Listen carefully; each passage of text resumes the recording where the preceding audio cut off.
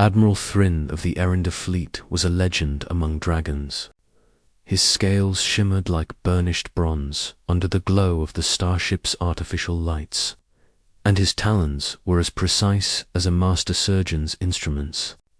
Yet, tonight, he sat alone in the grand dining hall of the flagship Imperial Maw, a plate of exotic space cuttlefish in front of him.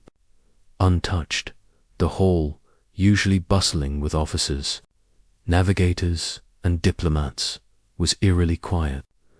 Thryn's deafness had made commanding a fleet a challenge few believed he could overcome. The countless wars he had won were whispered as miracles because dragons relied on vocal commands and roars to coordinate their ships, but Thryn had mastered a unique system of visual signals and vibrations.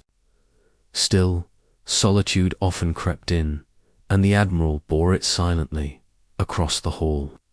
In the servants' quarters, a human named Marin prepared the same meal for the Admiral.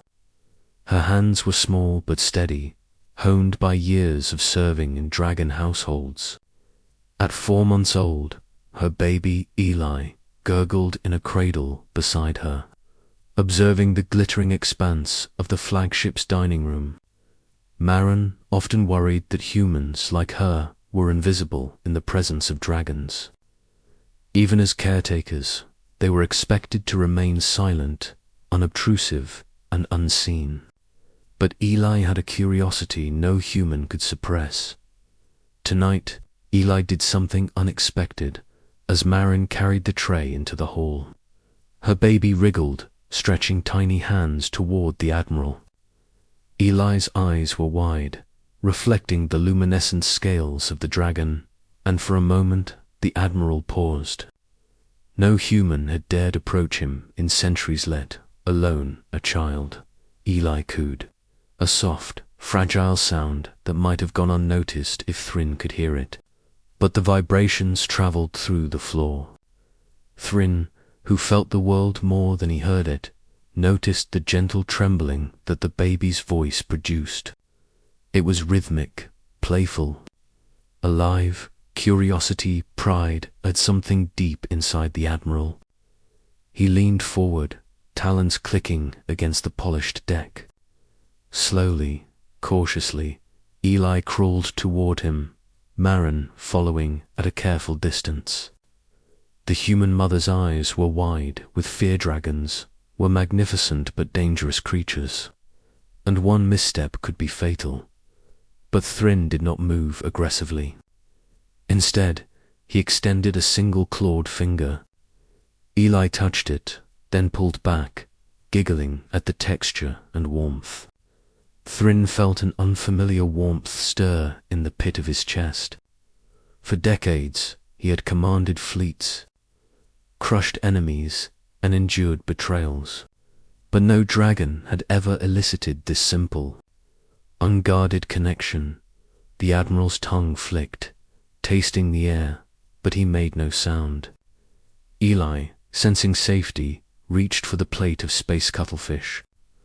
Without hesitation, Thryn dipped one claw, breaking off a small piece, and placed it gently in Eli's hand.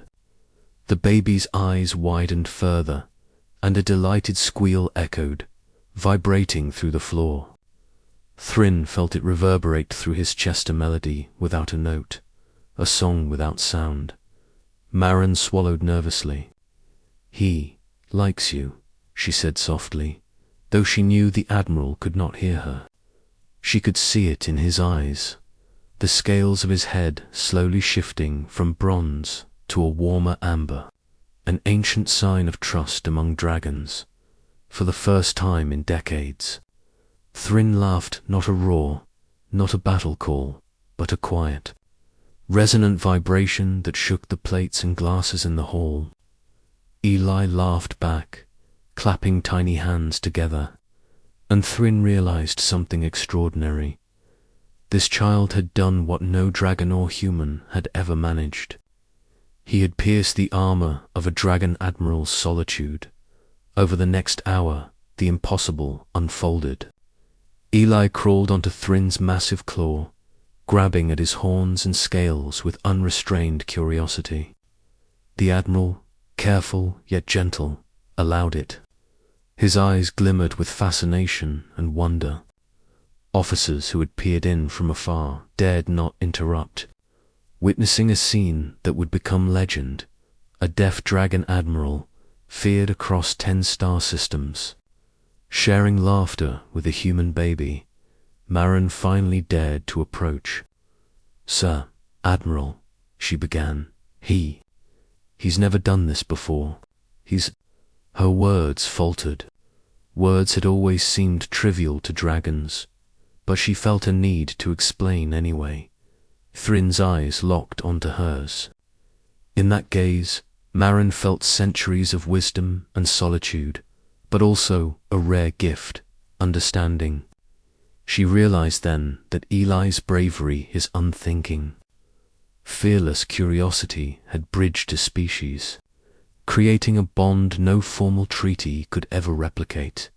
From that day forward, Eli became the Admiral's unexpected companion. Thrin, once a solitary force of destruction and discipline, found himself anticipating the tiny vibrations of Eli's laughter. Meetings that had once been purely tactical now included a safe corner for the human child, where he could explore and interact freely. The galaxy soon learned of the unusual alliance. Stories spread of the dragon admiral who was softened by a human infant. In diplomatic circles, the tale became a symbol of interspecies trust, proving that even the most feared warriors could be touched by innocence and love.